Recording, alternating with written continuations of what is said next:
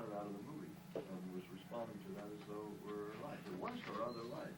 So she always viewed film seriously as not a vicarious experience, but an actual experience. It was part of her brain to say, which is, I think, really what movies are all about.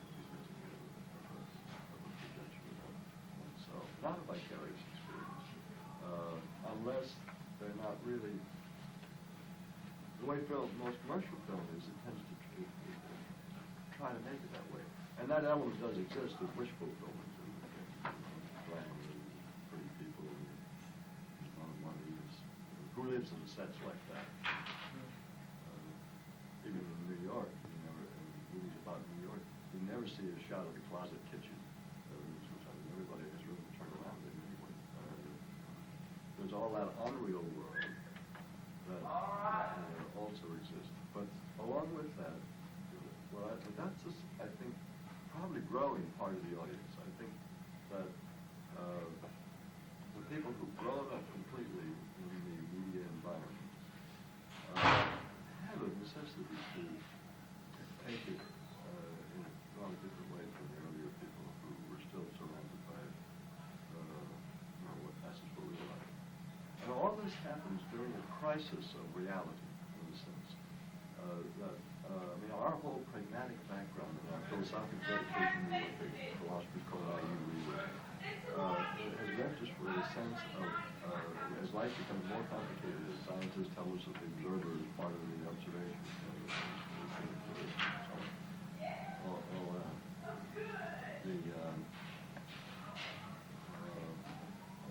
We get a whole generation, for a while, almost totally inarticulate. Well, why? Not because people weren't trying hard to teach them English or whatnot, but suddenly, like man, everything is like I'm sick today, or like I'm sick like today. Is it real sickness? No, it's just like sickness. Is it really today? No, it's just like today. So we have an age of metaphor, as it were, in which life is removed in some way or other, and we don't really know quite what it is.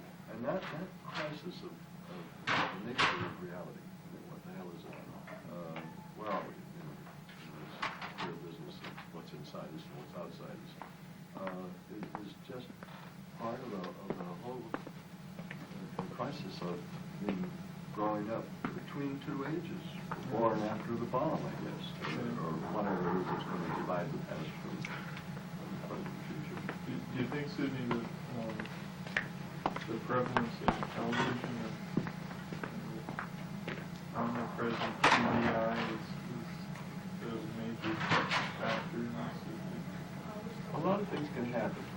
Television can go broke very easily, in which case there would be a desert of beautiful equipment in all directions. And then something like the neo-realistic Italian movement after the war, when they suddenly, a bunch of guys found themselves in possession of the facilities to do these things, did them.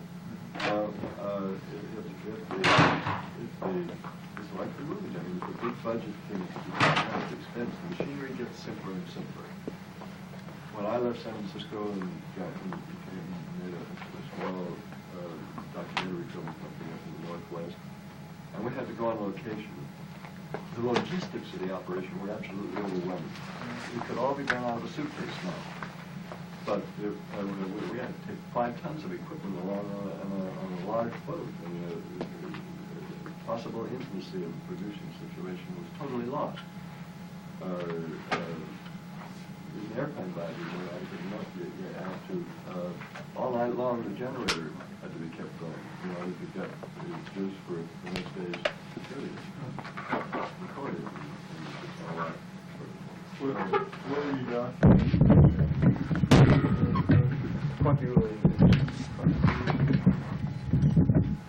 That was in Alaska? No, British Columbia. Different to where I was on the coast. It was a good experience for me because I picked up a lot of objects of art which now turn out to be of enormous value. So it was that was what was profitable. It always reminded me that in the back of my mind was, how the hell is one going to eat when one gets old? And do you know? Are you familiar with Guts? No. Oh, what's his name? There was a sculptor in Chicago, the one who did the hungry-looking Lincoln, and around Europe. I mean, it's in Europe, like many times in those days, which was in the 1890s, say. It was easy to pick up stuff all over the place for little or nothing. So gradually, just as a result of pursuing his career as a sculptor, in which he finally ended up practically broke, he'd accumulated a lot of objects. And then George Gray Barnard is his name. He had all the stuff that went into the cloisters in New York. So that from being broke overnight, when they built the cloisters, he suddenly found himself with $750,000 or something like that, which was the largest form of Social Security back in those days. Yeah. Well, fortunately, my Indian experience didn't turn out any great film, but it did acquire a large number of quadrillion words. So you never know where lightning is going to strike. I mean, you can dedicate yourself to poverty, making small films, or maybe in that case, that wasn't what we were dedicated for. We were concerned with making money. Yeah. But it didn't come from the film. Did you spend a lot of time in the Northwest? Or? Yeah, one time and another. I've been up there quite a lot. Yeah.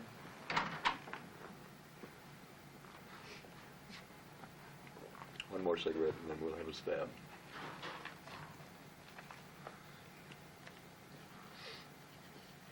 I want, I don't know how long we make it. If you want to make it a half hour, okay. We can probably talk about TV for a half hour. But, well, if you don't think yeah, half an hour I think I have that much to say, because I spent 2 years in Museum Modern Art getting hooked on television. And do have what I think is an unusual, something I think ought to be said, but it's too private. I never said it before anywhere else except in a report given to the museum, but that just lies together. That's something. A lot of stuff is said in reports that never gets seen Of course, again. naturally. It's like film ending up in cans. Yeah, right.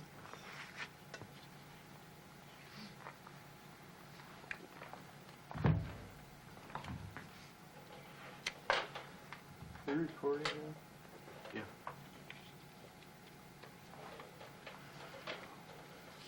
Just makes me bring this. We can just do it from here, I guess. Yeah. Yeah, actually. It's It's more relaxed back here too. You don't have That backdrop. yes. No, this is kind of nice. I mean, that's good. That's like, we have John with his headphones. Which was pretty good. Yeah, well, I have a show of a TV show showing the making of a TV show. Right. Yeah, exactly. Just like the making of Star Wars. Oh, no, what was I there for? Oh, Actually, it's probably a good format for talking about TV, because otherwise you're addressing an audience, or you're addressing the interlocutor, or whatever. But just to talk to everything that's around normally in a TV studio is a good format. Well, this isn't really much of a TV studio. Well, it shows up as one on the screen. Yeah, right. Well, especially doing that kind of trip, that's very much a TV studio. Yeah. And anyway, I'm inclined to think that maybe someday it'll all, except for the union problems and the similar movie-type problems, the day may walk something, and this will be the typical TV studio. If they ever really open up the channels. Yeah. Guerrilla TV. Yeah, well, I think that's going to happen. It could very well happen. As people get more and more like all these little half-inch Betamax stuff that you see on, It's the brownie revolution. Yeah, right, it's the same as the Kodak. Yeah. And for a long time, like, there was that whole thing where you hear cropping up more and more, it's in literature all the time, where you have somebody record the journals of his adventures, and there's always this little line in there, you know, around the turn of the century, it says, "I wish I had a Kodak around," you know, that appears. And I think that with more and more of this half-inch, lightweight, you know, for $500, At the very least, it can cut the size of the audience down, and the minute that happens, then it cuts the income. The minute it cuts the income, they've got to cut the budget, and then you know, they can go broke very easy. I look forward to the day when the big studios are kind of wilderness, so it's open to the taking. You know, like the museums. I mean, if they can't be patronized and the governments won't support them, they either have to lock them up, as they do in Russia, 5 days a week, or else let the collectors in, and you know, so that the market is open again. Because the way it is now, everything tends to end up in a museum. Even Lily's locks a drawer full of old hair. It's all given to museums, and the museums have to get rid of it somewhere. The garbage problem in the museum business is tremendous, because people who give money like to give things, leave things, and mostly they're things that nobody wants to do anything with, but they can't. But they have to accept them, and they go in the basement, you know, surreptitiously, either discarded or auctioned off. That power block doesn't work. Oh. That's the one that blew the fuse in. You have an item?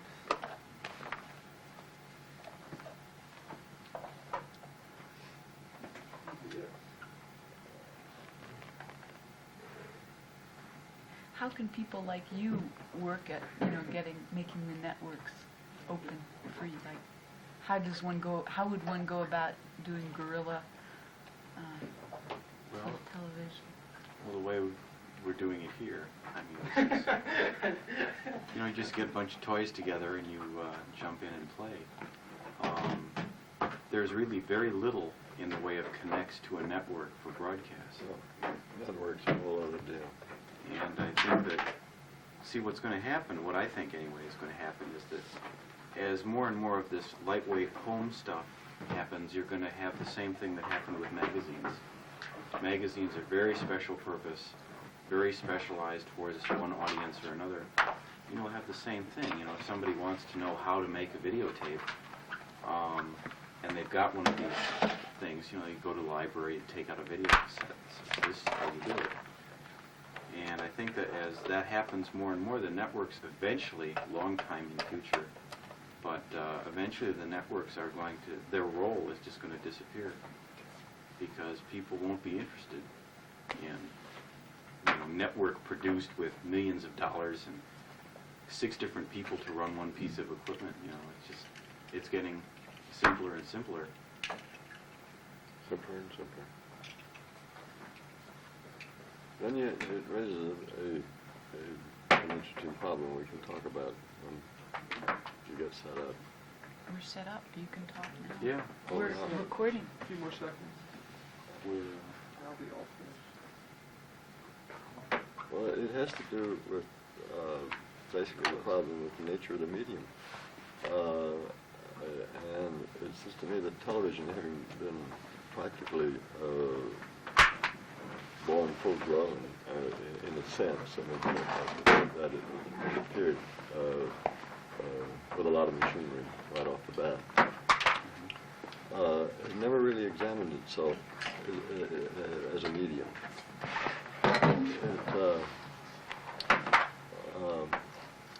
When I got this strange job of going to the Museum of Modern Art to see what there was in the museum, it was a question of relating museum interest to the medium. Television was, that was in the early 50s, and television was a very different creature then than what it is now. And when I first went there, it was with the idea that it was to implement the idea of a museum without walls. We were going to take all of New York and look at it from a museum point of view. And that museum was not, in those days, by intent, at any rate, at that time, a repository for exclusively for works of art. It had general interest. It was a cheap taste-making institution in America, in a way. So it was perfectly reasonable to anticipate the idea that one could turn the camera on New York and make, with the general intent of making people look at it aesthetically, discover, peel their eyes, as it were. I mean, a simple enough thing to do if you had the equipment to do it with. Make them realize that there's something other than, since it's for home consumption, I won't mind mentioning dog shit, for which New York streets are notorious, but there are other things to look at on the street. For one thing, manhole covers, which exist in enormous variety in New York because of the terribly complicated underground systems they have. Everybody, all kinds of businesses seem to have dug up the streets of New York and replaced them with manhole covers. A long time ago, back around the turn of the century. So you have all kinds of extraordinary iron objects of art, let us say, which are totally underfoot. And you only have to look down, which is what people tend to do in New York anyway, to know what you're looking at, manhole covers. Or look up at the tops of buildings and see the architectural millinery. Biggest tank town in the world. All these wooden things identified with small towns, typically that perch on top of New York buildings in every direction. All it, millions, endless numbers of fascinating things to look at if you got an eye to look. And television could do it. And since it's an audiovisual medium, you could somebody could talk at the same time and tell them what to look at, or what to find in what they were already seeing on a screen. And those possibilities existed, but for various intramural political reasons, they worked out. Mr. Kintner, who had offered a roving ABC crew and so on, because his wife was anxious to get on the board of the museum,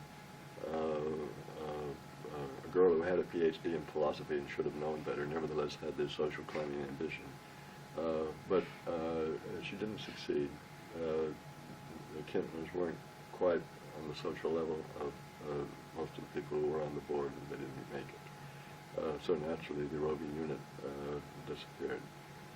And gradually, one realized that it wasn't all going to be handed to one, and you just go ahead with these new and wonderful toys and carry out an already existing museum purpose, as defined, for instance, by Mulrow and his notions about the museum without walls, but start all over again in some other way. And the first problem that one ran into was the total inadequacy of the usual appearance of the museum on television, which was somebody talking about a picture, horribly reproduced, black and white necessarily, bearing no resemblance to what could be seen in a studio, let's say, because it was always showing up in somebody's set, where there were endless interferences and one thing and another. I took a whole succession of pictures of a Van Gogh show that was on at the time when docents were talking about these things. And I took a dozen sets around town, up in the middle of Harlem, here, there, and the next place, and just of the picture, just to see what people were supposed to be looking at, what kind of a reproduction of the original this was. In no case was it even recognizable. The normal distortions that were normal at the time, so far as reproduction were concerned, were totally inadequate. So realizing that here you had something, it was a whole other medium. The only way to adjust to TV was to come to it on its own terms. But what were its terms? Well, for one thing, something very strange was happening. Having come from movie making, first thing I realized about a television screen is that it's an odd shape. It's not, it has what in early Baroque painting was thought of as broken shoulders, as curved corners and so on. The dynamics of that screen are absolutely different. And that wouldn't seem to be a terribly significant point to make, except that at that time, Nora was a big figure. He had a program called Person to Person. And it struck me as he was sitting on what amounted to the frame line of the picture and intermediating between you and the celebrities whose houses he was going to introduce you into and so on, that what he was really doing was resurrecting and producing an image which was exactly that of the Spraker in Mannerist painting. You get him on most of El Greco, for instance. The man on the frame line who separates you from the action of the picture and puts the reality at that remove. In a way, protects you from participating in it. He's telling you about it. You can see what's going on there and all that. Nevertheless, he's intermediating. So it suddenly struck me that here we've got what technologically and in relation also to the intuitions of the people who were appearing on it is a Mannerist style. Well, now since this was partly technologically produced by the nature of the TV screen and by the desire within a studio to make a picture of Murrow intermediating, commentator, those things, it automatically followed that a Mannerist thing was setting up. Well, now you realize that the period, so we had a kind of experience to go on. There was something about the television medium that reminded you of Mannerist painting. And you discovered that this period was also a very troubled period.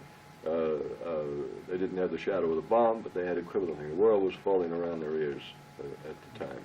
And it resulted in the need, so far as painting was concerned, to establish a different relationship to reality, to have someone talking about it,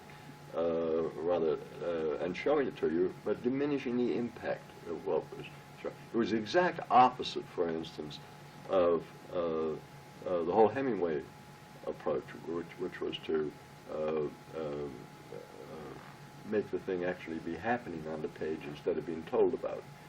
So it was a retreat, really, into narrative, in which you were being told about something, and this sort of diminished the impact of whatever it was. At the same time, television theory, responding to popular interest, was taking the position that of the utter reality of the medium. It was the now medium. It was what was happening now, and the peak of it was the wrestling programs, in which there was no intermediation, no commentators, and they didn't even much bother to tell you about what was happening, because what was happening was so violent and crazy on the screen that it had its own interest. And there was enormous, I know innumerable people who wouldn't be caught dead looking at television now who were fascinated by wrestling programs, because there was this sense of total immediacy. Now, so you have immediacy set up as one of the early values of television, and you have this business that is related to our crisis of reality, our feelings about it, the difficulties, and just how disturbing, well, we don't know where we are in relation to it all, and television coming along with somebody standing between you and it. So it no longer is immediate. The station is there, and you're aware of it, and you're being protected from life by the medium, in effect. Well,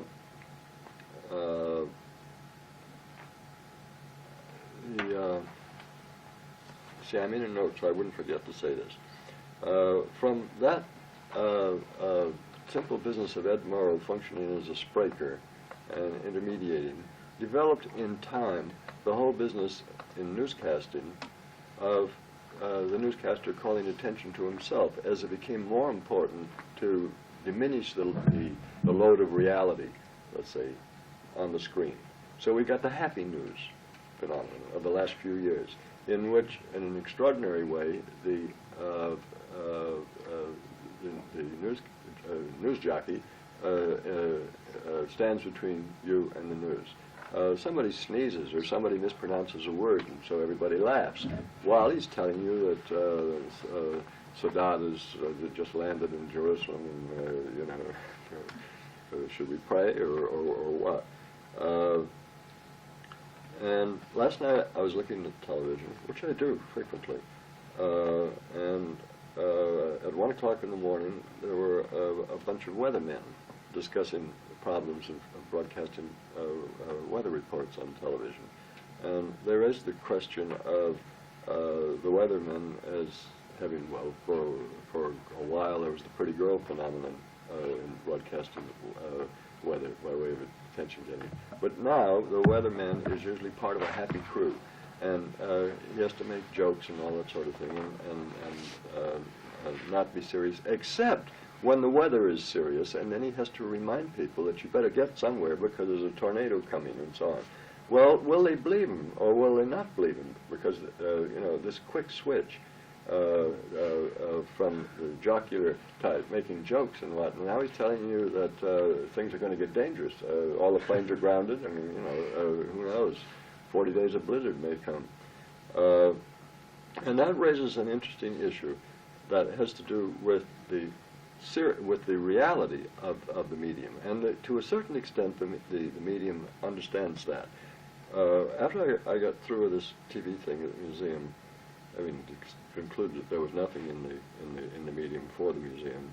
I went to Hollywood and got involved with making a cartoon program at UPA for CBS, and among the other, as part of the program, we dreamed up a parody of the Cronkite historical series, You Are There. And so we had stories about Columbus discovering America or Bell Star or whatever. You always were there, and there was some kind of fun making. And along with it, meanwhile, CBS had 5 vice presidents standing around helping us do something. So I got the idea that it would be nice if we could use Walter Cronkite's voice, actually, kidding himself in a way. And all those vice presidents who were there to sabotage the program agreed that that would be a great idea. The other people thought it wouldn't be such a good idea. But anyway, there were negotiations back and forth, and finally CBS said they were saving Walter Cronkite for Doomsday. And it was enormously important that in that 15-minute warning period, that somebody be able to come on the air and be believed. And they couldn't have fun, which is naturally what a cartoon was all about, with Walter Cronkite's voice for that reason. Well, now, I mean, this was quite many years ago, late 50s. And now, when I see Walter Cronkite with back trouble, getting older and older, any day he'll retire now, and may be replaced by someone in whose voice this faith hasn't been engendered, it really worries me sometimes. I wonder what the hell they're going to put on the air 15 minutes before the end. But the crisis still exists. We have the intermediation. We have the need of the general uses of the medium to put reality at another remove, to intervene with, whether it's a happy news crew or an interlocutor or somebody else. Keep it back there. And on the other hand, we have absolute reality that happens once in a while when you've got the McCarthy hearings or this or that, and then you are there, and it's very real and all that. And so I have a feeling that the mannerist plight, as it were, the desperate situation, people tend not to want too much reality in spite of all the violence they get on the screen. I'm convinced that it can't be real or it wouldn't be there, and I think they're convinced it's not real. And it may be that the medium is doomed to perform this function of keeping life at a certain comfortable remove from us. As a technology, it can serve the function of technology, which is to keep us from having experience, to make us comfortable. and because it has to be comfortable, then it also has to be a little kitschy, and so on. But this is a real dilemma for the medium. Which way is it going to go? Is it going to become less entertaining, more real, which is what nobody wants, or is it going to become remain and go further in the direction of being not more serious necessarily, but more real? And I only one thing to add to that shows the difference between the period at which I was involved with TV in this way and now. We used to encounter strange problems with these 5 vice presidents who were there as vice presidents and also to a certain extent as censors. And I would write stuff because that was my official function as a writer there. And one thing I do recall is there was a big controversy in a meeting, and all 5 vice presidents were there, and the head of the studio and various people, over whether or no an allusion to the breaststroke could be permitted on the air. This was the day when people were still queasy about deodorant commercials, and I actually had to take the reference to the breaststroke, which was in the Columbus Discovers America thing, and monitors are calling and alluding to somebody swimming a breaststroke, which felt to be possibly obscene. Now, that kind of a situation could only happen if you have 5 vice presidents, all looking for something to argue about. It have to be kept real, unless I prefer to see myself as I am. Most people like to see themselves as they think they are, a mirror, essentially. Yeah. Well, a flattery mirror, preferably. Yeah. Well, television does that. I mean, it takes away information and detail so that you look better. Yeah, isn't it? I mean, that's the political problem. Right. I mean, the image is what we're concerned with. But people are very unsophisticated about images. I mean, images of what? And so when a Boston local man writes about the image, he writes about the pseudo-image, and he debunks the American involvement with fake images, fake news, junk material, in effect, all intended to deceive, a big con game. That's what images means to him. Whereas when a more serious scientist working at Princeton concerns himself with the image, he thinks of it as a necessary device for bringing order into the world. But I think these basic problems, they're almost philosophic problems, and certainly problems, aesthetic problems, and they do have to do with art history, have to be examined from that point of view. And maybe only retrospectively, because the chances are that what's going to happen will happen purely by accident, and people doing better than they know and recognizing it after they've done it and pursuing in that direction, rather than being academic about it and knowing in advance, hey, this is a mannerist medium, and so we're going to make mannerist shots. That isn't the way it's going to happen. It never happens that way. I mean, the actor. It's always a retrospective thing. If you look back, oh, really? Yeah. Amazing. On a large scale. Once in a while, you get an intellectual type who work it out that way, and maybe make it work. Maybe not. Kids, I got to go. It's 7:15. Stan Brackage is hungry. Yeah, it's late. Well, thank you very much, Sydney. It was a pleasure. It was a very informative, very informative visit. Well, I always knew I liked Chicago. Now I have a better reason for it. You can put it on TV. No, it's been a pleasure talking to you. It's been wonderful. Thank you. I don't make a habit of going around the country, but this is the first time that thing ever got combined, movies and television, which I think is an absolutely rational thing. Yeah. You know, you might go somewhere and they've got a half hour on a local station in a small place, so you're on TV, but that's different.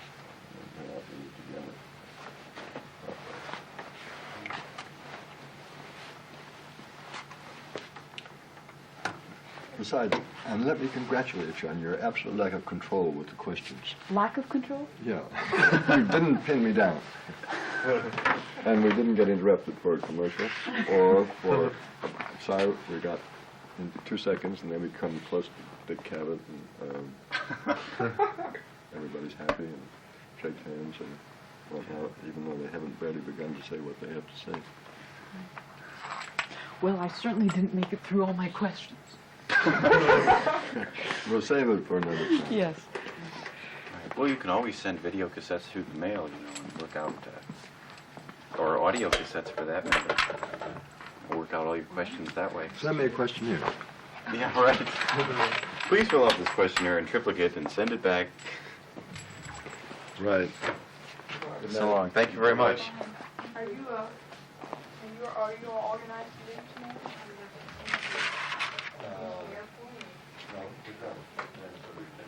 Oh, you're going with Sam? Well, that's fine.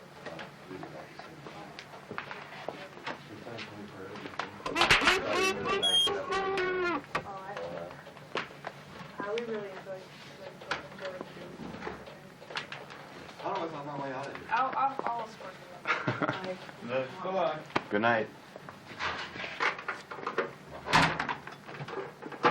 You gotta watch them birds, man. Yeah, I know. They're killers. It's still on. Yeah, I know. That's what I mean. The tape. Tape is still on? Tape is still on. Well, let's fade you out. Great, we have all this great stuff now.